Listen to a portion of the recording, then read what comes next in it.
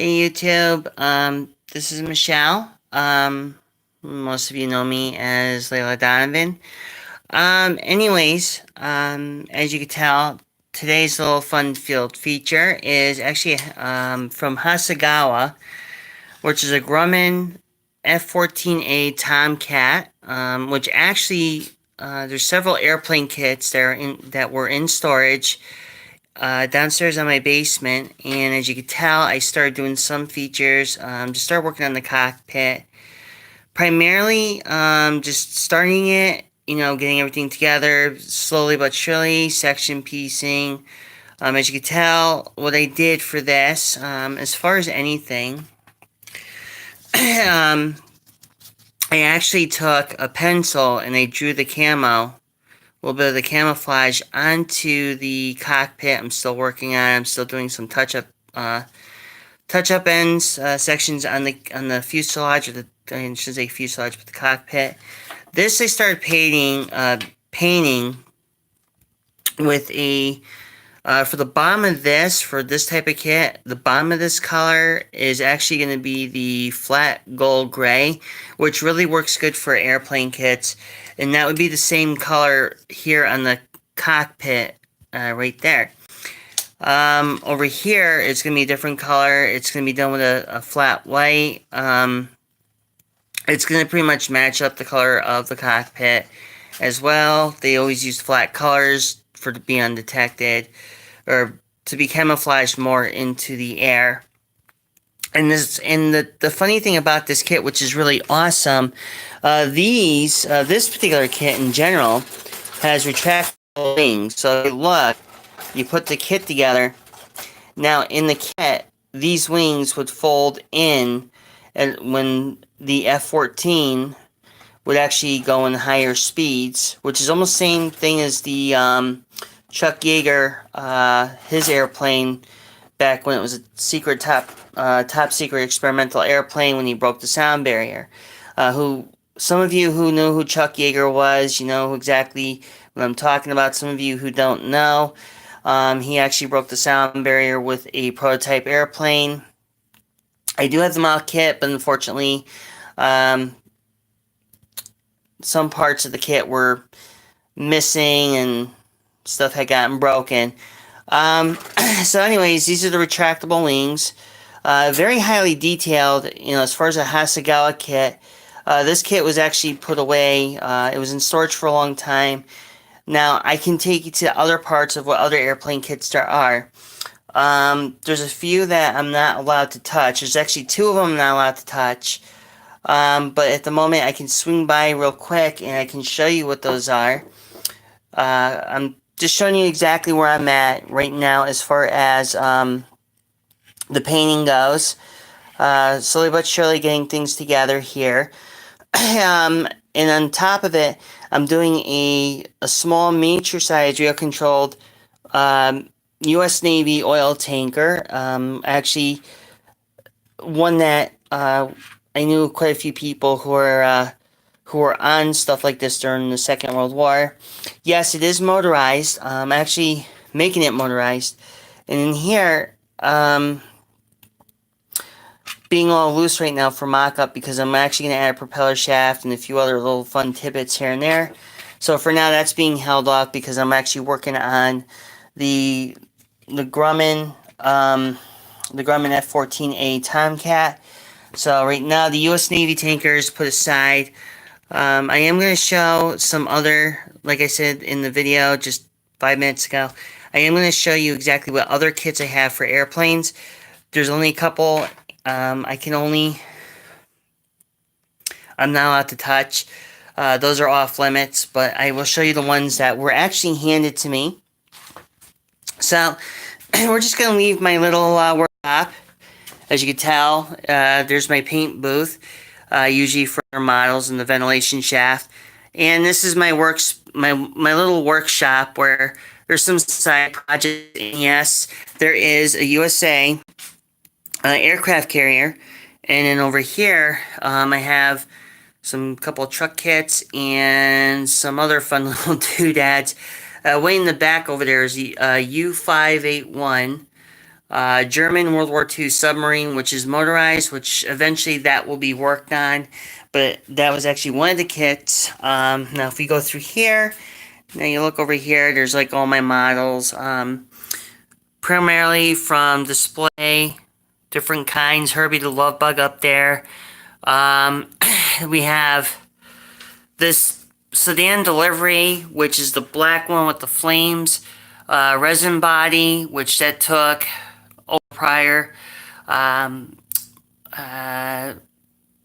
This was done back in no, it wasn't done 1999. It was actually finished in 2004, 2005. And then, of course, you remember my Italiari, I guess that's how you pronounce it. Countach, which now sits on display. And my other fun little models on display case right now. There's the Pinto, which I bought for about $45. A remake, it's not really a remake, it's actually a original kit that came from MPC many years ago. And of course, my personal favorite, which goes to my 1965 Plymouth Barracuda. You can't really see very much because of the tiling on the floor, but this is my, that was the car I had originally, which is a 65 Plymouth, and then everything else was just worked on from there. So, as I'm going forward, don't mind the mess, there's my old toolbox. I used to work in automotive many years ago. To this day, I'm not really doing very much, and of course, other model kits over the course of time. We have Don Garlett's, which is one of his rail dragsters. I have another one, which is a Fighting Irish, which is another rail dragsters, and of course down here, older models and a couple of trophies here and there. And yes, here's my RC10T in storage, and I just lost my, of course I just lost my sandals, my little flip-flops. So here's my RC10T. I did some work to it, got the camber down a little bit, but now I'm working on trying to get the back done. And over here, some of you may or may not know,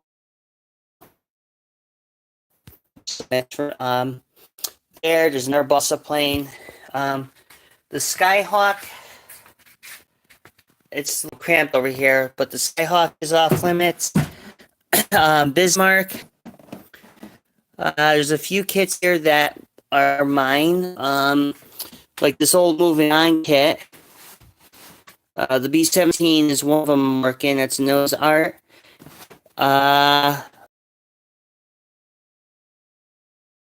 There's a couple more Hasegawas over here, which are mine as well. And I have another one here, which is a Hornet. This one's a, can't make it out, but there's a couple more alloys that are mine. Certain kits are mine, but certain kits aren't. And some of them are just not to be touched.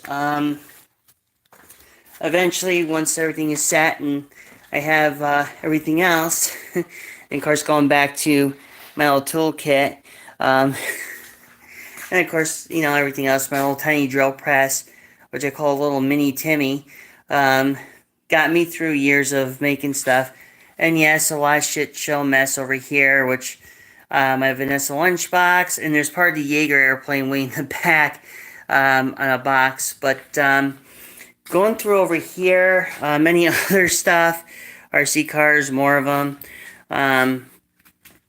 There is, of course, some stuff that was inherited to me, like the Norfolk Post. And as I go further on back into the shop,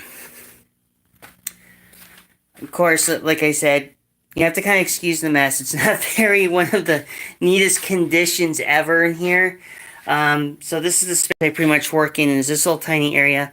And of course, empty kit boxes from Coca-Cola, the USS Oriana, to the M1A1/A2. Quite a few other kits that were built over in the course of time. However, as you can tell, so pretty much the paints I've been using for going back to the F-14A, so I'm only using 1, 2, 4 different paints for this type of kit. I'm still in the process of getting the cockpit and everything together, like I said. Eventually, there's going to be more to come. Of course, not really ancient, but very well used rubber cement, which always helped. And I am actually due for another tube. Don't even ask how I'm putting this together, because I've actually been scrapping up on the rubber cement tube here. Eventually, there'll be more. Probably going to go out at some point and get more. And of course, then my U.S. tanker, which will have micro servos, working rudder, working propeller, working motor. Like I said, everything here between the airplane, the Tomcat, and the tanker are all going to be, well, camouflage.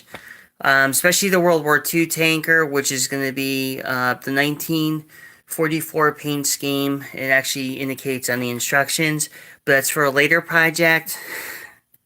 A couple of rigs here I built many years ago. Sitting here, just waiting for me to get a couple of them fixed up. And then over here is the metal flake body charger, which I'm sorry I painted the paint, sorry I painted the body over that. And that's a different thing on its own. And then, of course, the World War II German U-boat, which will actually eventually be worked on at some given point. I mean, right now, I can only imagine how this is going to be interesting when, of course, we got Mr. Mac screwdriver over here. So, this is pretty much everything here. And, of course, in the back, which I cursed and swore I'd never build again or touch, is the Buddy Baker 1/16 scale kit. Still in the box. I haven't touched it since my little debacle with it, and I'm not going to touch it ever again. Then, which is pretty sad because I won't do it. But as you can tell, I'm going to set this down. I'm going to let you, the viewer, get a little bit of a thing here, so I can get all the papers and everything kind of taken care of here. And I'm going to put the phone kind of more in a way you can actually see where I'm going with this particular build. As you can tell, I'm trying to do the best I can to show you exactly what's going on. Trying to get the paper down a little bit, so you have to kind of pardon my arm if it's too much in the way. My cup of joe over here, just in case, because I've been kind of like, I'm a little tired, but yes, I'll be doing fine. So what I'm pretty much doing is I'll remove the crazy glue from there, because I'm not using that anytime soon. Like I said, the fuselage, everything I put over here to the side, I don't want to get that mixed in with anything else. So,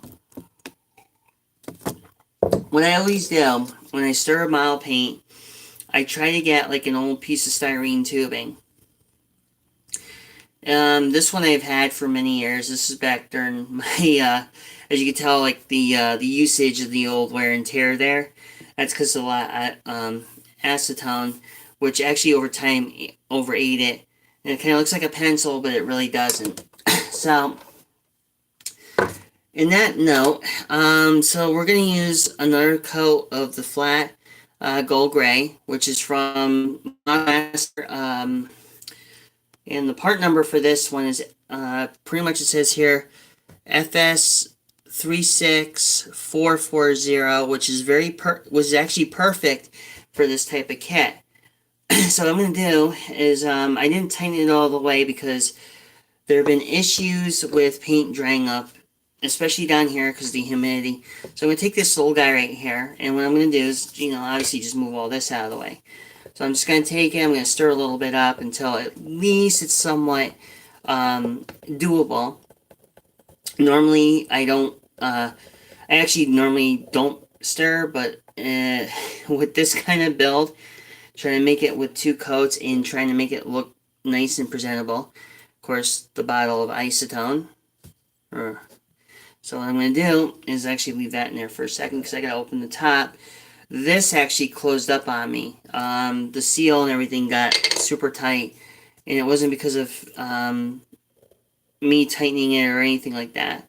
It just happened the way it did. I take a little bit in here, put my little magic stirring stick inside the little thing, and just kind of clean it off, just so this way this type of thinner will eat plastic. So just keep in mind, if you use aircraft grade isotone, be very careful when you use it with the plastic, especially if it's a hollow tube plastic. You don't want that to be a problem. So I'm going to put this off to the side along with all the other paints and all that fun stuff.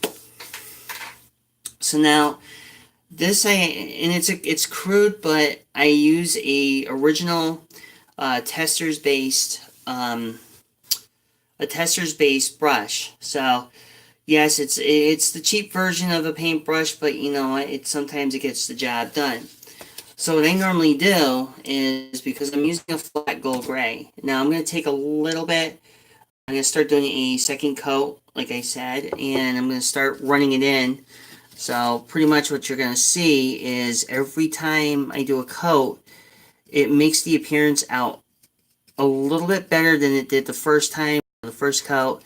Most people don't really tend to generally do a first coat with paint brushes or anything like that. They just kind of do a Volundrin or a VLS kind of airbrushing, but doing the best they can here to get enough into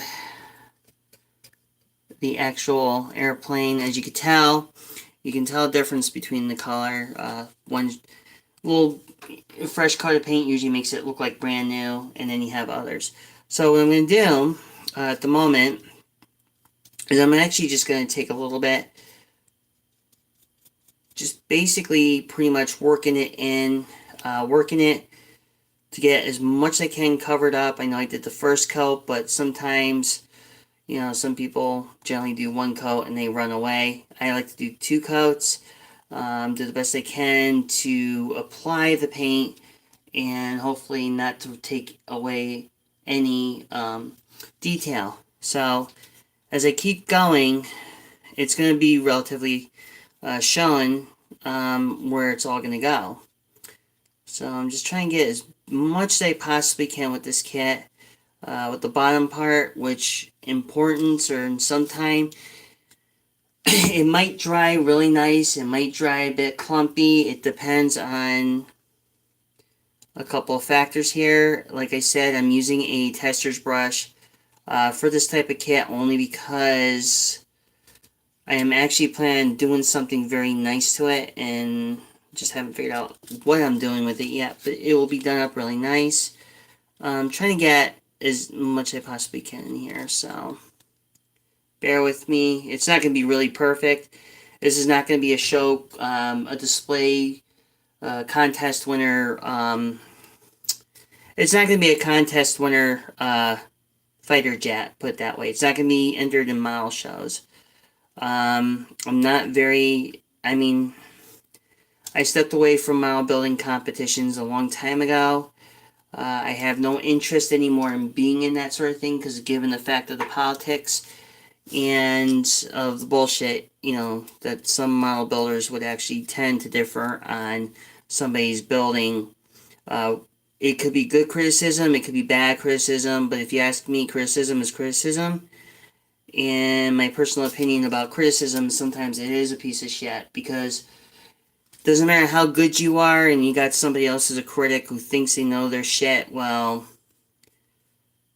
and that's kind of like you're going to a fucking psychologist and trying to, you know, say there's nothing wrong, or, you know, and yet you're not the one that has the mental breakdowns at the end of the day. So I try to look at it that way, and I'm just trying to do the best I can here. I actually was going to take a nap, but I figured, why not, you know, why not be up and just broadcast a little bit and do this little painting, which I'm fine with. I know I'm using a very heavy amount of this gold gray, but it's the second coat of it. So it's going to eventually dry up nice. It could dry up shitty, like I said. It really depends on where I go with this kit. And like I said, some people out there who generally build jet models or any type of airplane models would see this differently and be like, well, I think I could do better than this. It's like, well, you could. But it's like I said, I backed out from the competition, from building stuff like this in competition. And it's like I said, it's not going to be done for competition-wise anymore for model building. Because, like I said, politics in model building should not belong. And it doesn't matter who you are. It always comes down to the point of saying that, yeah, you kind of you just can't do it. I mean, I can't even say it without trying to be on a straight face on the whole thing.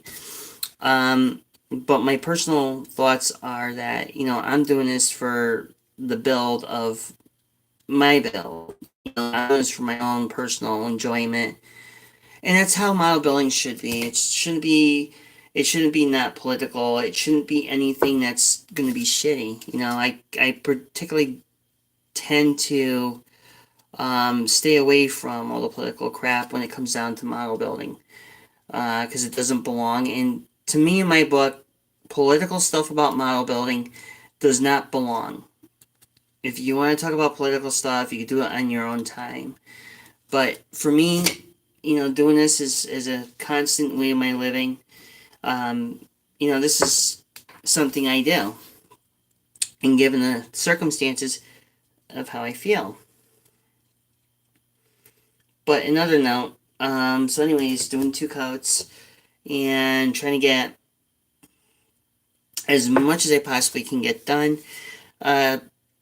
Normally I could do a lot better than this. I can build things a little bit more as like showpieces, mantelpieces, whatever.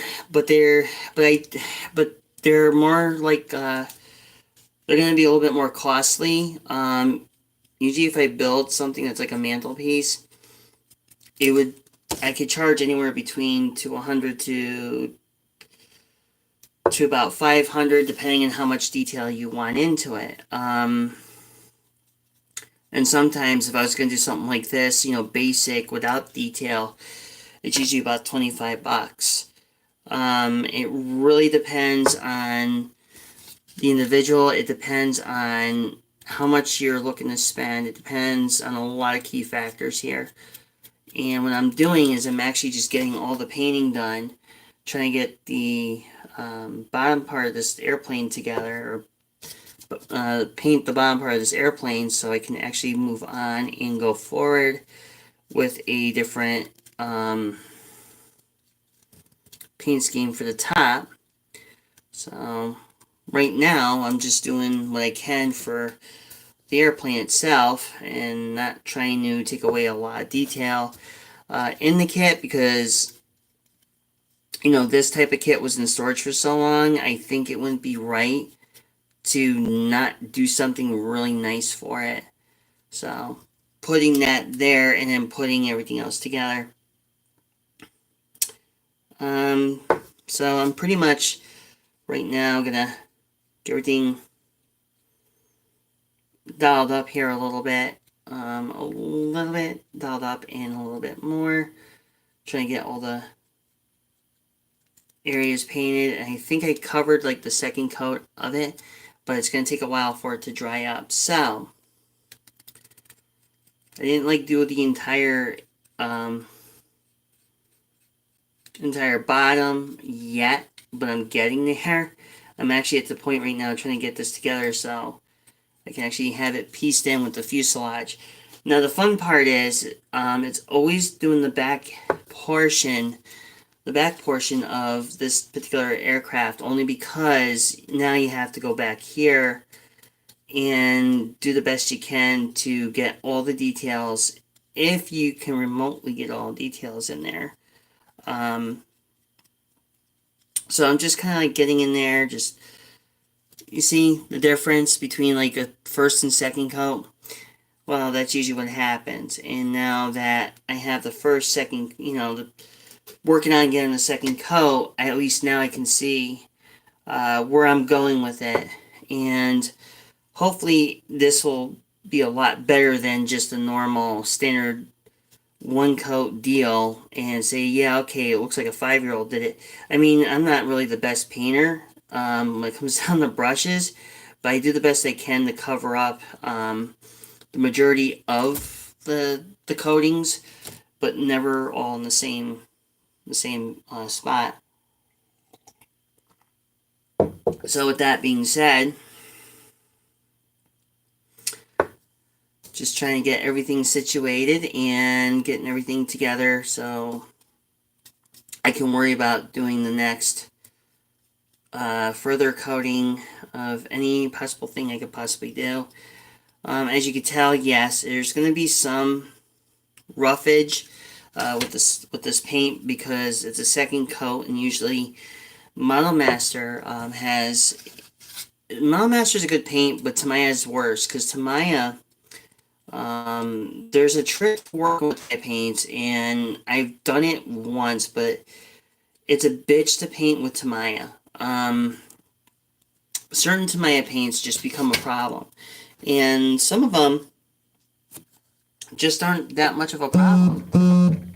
But in truth and honesty, it becomes easier in time. So now I'm going to do the afterburners, the second coat, which the barrels for the afterburners here. It's like I said, there's a lot of painting involved. By doing this by hand, trying to get everything situated prior to doing anything else that might be hazardous to my health later on in life, but I don't care. So I'm just doing a little bit of a painting, trying to get down the actual evenness, trying to get the evenness down to this. Most things just don't really work out very well, and it becomes a problem. So now what I'm going to do is I'm going to get into as much as I can with these, with these back fins here, which they also have to be painted the same color as the bottom of the airplane. Or I say the bottom of the jet. Wrong variant of an airplane versus jet, huh? Well, anyways, so pretty much this is what it is. I'm starting to do more of the second coat, trying to get all this together, trying to blend it in to where you can actually see the difference, and always good to paint these a second coat. If you're not looking to make a showpiece or anything that's going to be like make somebody really butt sore, because, oh, well, you didn't do it this way or something. Well, that's the key art about model building. You have to do it the way you want to build it. Not the way that, some people expect you to build it. Unless if you don't want to sit there for years and just, to keep doing the research. Hey, everybody does research differently. I did my research differently. I found several airplanes that had different camouflage, different preferences. Depends on where you look, and it also depends on how far you're willing to look. So as you can tell, I'm doing the best I can to keep the plane and everything in the jet in the focused area. So you can see exactly how far I've actually am getting with this, and sometimes it's easy to do, and sometimes it's really not. But yeah, this is how it works. Get it all nice and in there, and you'll have everything all set by the time this will dry up. So yeah, this is pretty much is what's happening, and so far, nothing really bad has happened, I don't think, and I don't think nothing bad will happen. So we're just going to do it this way. Now, let me take a look here. Alright, so now I'm just going to keep on painting. I'm going to keep going, keep painting, and keep getting all the you know, the second coat in here, so we get that straightened out. Which really isn't that bad. So we're going to do this.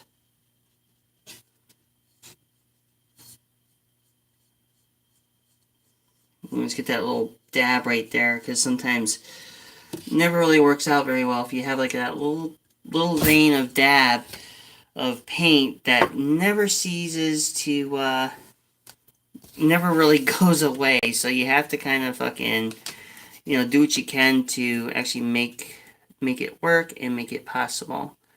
So what I'm doing is I'm taking a little bit. It's a little bit of dry brushing in areas like this only because that's the way how this is going to end up working, and I don't feel, you know, that it's anything but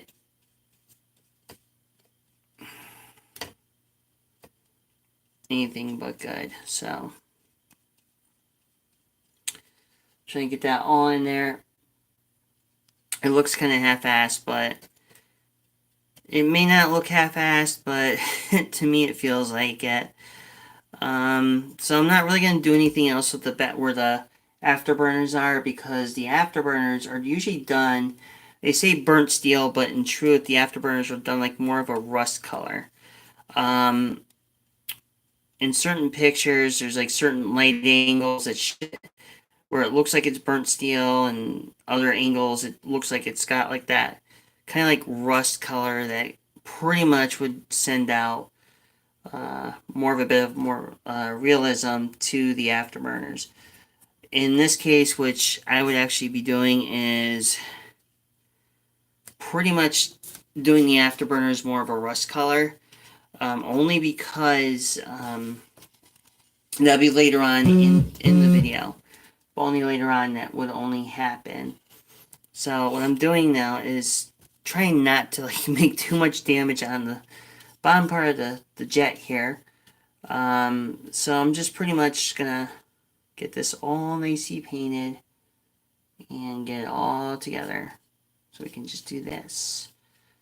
Work that bad boy in. Get a little bit over there. Just working it. There we go. And keep going. Get as much as you can in that little spot. There we go. Now we're getting somewhere.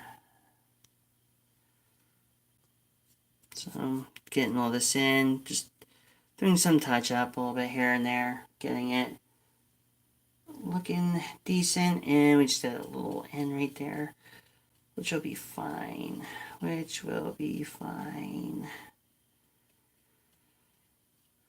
Let me just do that. Get a little bit on the end there to kind of love bite it, and I think that's going to be pretty much it for now. I think I have everything pretty much basically covered up. Just a little bit. No, not everything. Just this little piece right here, which I'm going to get to doing, and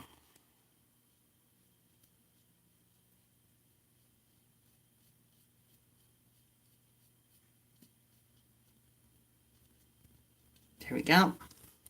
So as you can tell, now it's going to air dry, or it's going to dry overnight. It looks kind of mismatchy right now. It looks kind of funky looking because of the high-low marks, but the thing is, it already had already one coat already of the same gray, which, you know, now it's going to be left alone. So pretty much what's happening now is I'm not going to tighten this all the way, because I may need to get at it later, but as if I can freaking speak right now. But anyways, so I just moved this just a little bit over here, just reopen this bad boy up, and start getting to work on doing a little bit more. But however, because my video at the moment is on a bit of a crunch. But, you know, I do one section at a time, just trying to make sure everything is nice and good and even. And it normally works. You know, it's something that I generally don't do a lot of. So that pretty much would sum it up. The top, however, will be in another video. So I'm not going to do the other top. I'm not going to do the top yet.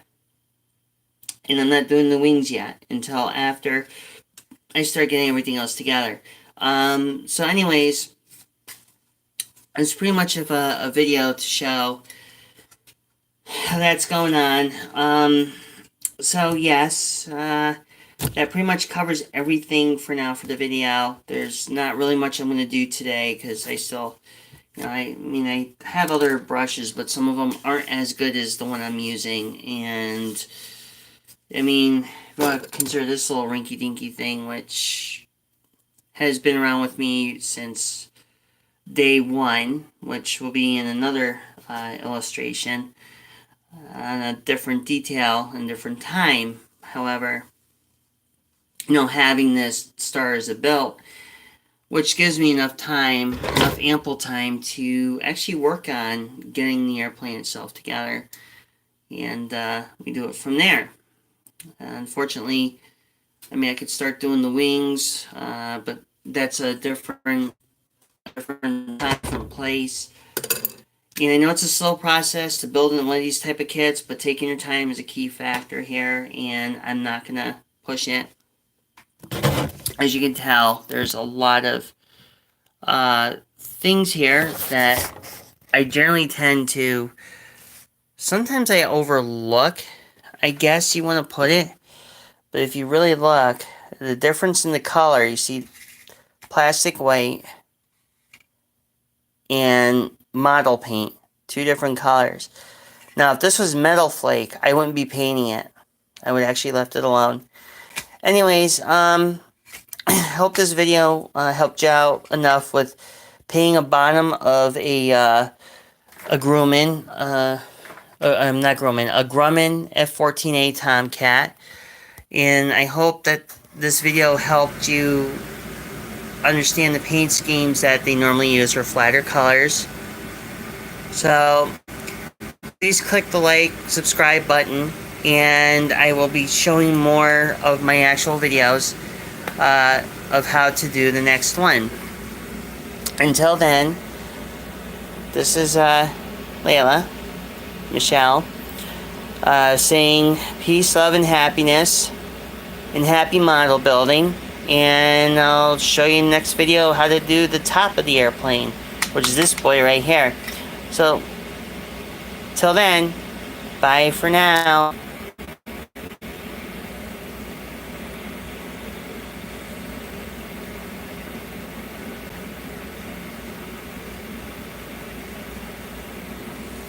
Yeah, I gotta figure out how to shut this off now. Uh-oh.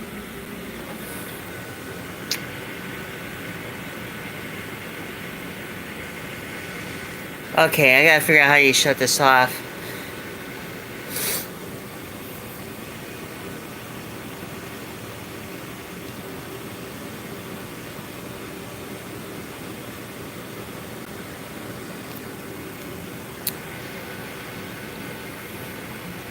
Mute microphone, share, no. Oh, this is really, like, interesting. Okay, so...